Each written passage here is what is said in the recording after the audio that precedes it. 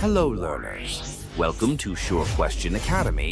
Please watch the videos, like and subscribe to the channel. Hello, ക്ലാസ്സിലേക്ക് സ്വാഗതം.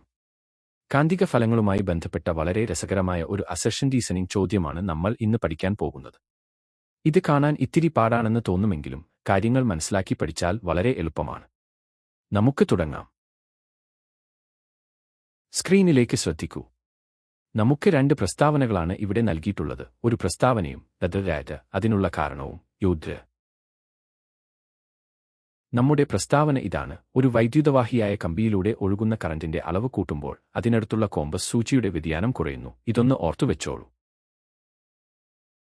ഇനി കാരണം എന്താണെന്ന് നോക്കാം. ഒരു വൈദ്യുതചാലകത്തിലൂടെയുള്ള കറന്റ് വർദ്ധിപ്പിക്കുമ്പോൾ ഒരു ബിന്ദുവിലെ കാന്തികമണ്ഡലത്തിന്റെ ശക്തി വർദ്ധിക്കുന്നു. ഇവ വായിച്ച ശേഷം താഴെ നൽകിയിട്ടുള്ള 4 ഓപ്ഷനുകളിൽ നിന്നും ശരിയായ ഉത്തരം നമ്മൾ കണ്ടെത്തണം. രണ്ടും ശരിയാണെങ്കിൽ ഓപ്ഷൻ എ. രണ്ടും ശരിയാണ്, പക്ഷേ വിശദീകരണം തെറ്റാണെങ്കിൽ ഓപ്ഷൻ ബി. പ്രസ്താവന മാത്രം ശരിയാണെങ്കിൽ ഓപ്ഷൻ സി.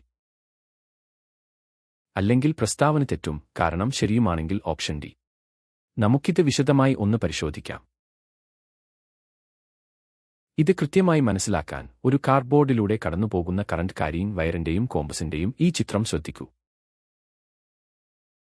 ഇപ്പോൾ ഇതിലൂടെ സ്ഥിരമായ ഒരു കറന്റ് ഒഴുകുന്നുണ്ട്.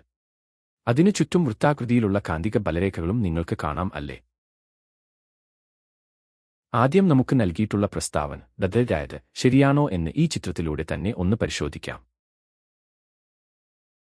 വളരെ ശ്രദ്ധിച്ചു നോക്കിക്കോളൂ. നമ്മൾ കറന്റ് കൂട്ടുമ്പോൾ ചിത്രത്തിലെ ബാറ്ററി വലുതാകുന്നത് കണ്ടില്ലേ? അതോടൊപ്പം കാന്തിക ബലരേഖകൾ കൂടുതൽ അടുക്കുകയും ചെയ്തു. ഇതിനർത്ഥം കാന്തികമണ്ഡലം വളരെ ശക്തമായി എന്നാണ്. ഇനി കോമ്പസിന്റെ കാര്യം ആലോചിച്ചു നോക്കൂ. ശക്തമായ കാന്തികമണ്ഡലം ആ ചെറിയ കോമ്പസ് സൂചിയിൽ കൂടുതൽ കാന്തികബലം പ്രയോഗിക്കും. സൂചിയിലേക്ക് നോക്കൂ. അത് കൂടുതൽ വ്യതിചലിക്കുന്നത് കണ്ടില്ലേ? അതായത് സൂചിയുടെ വ്യതിയാനം തീർച്ചയായും വർദ്ധിക്കുകയാണ് ചെയ്യുന്നത്.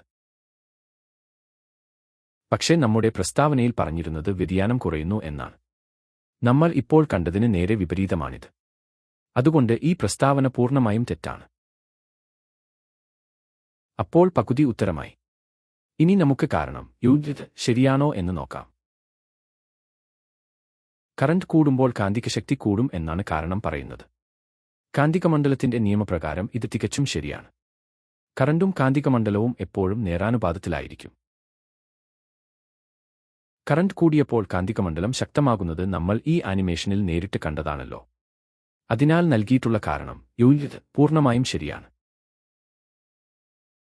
ചുരുക്കത്തിൽ നമുക്കിങ്ങനെ പറയാം: നൽകിയിട്ടുള്ള പ്രസ്താവന തെറ്റും എന്നാൽ കാരണം ശരിയുമാണ്. നമ്മുടെ ഓപ്ഷനുകൾ നോക്കിയാൽ ഓപ്ഷൻ ഡി ആണ് ശരിയായ ഉത്തരം. ഇനി മുകളിലെ ശരിയായ ഓപ്ഷൻ നിങ്ങൾക്ക് തിരഞ്ഞെടുക്കാം.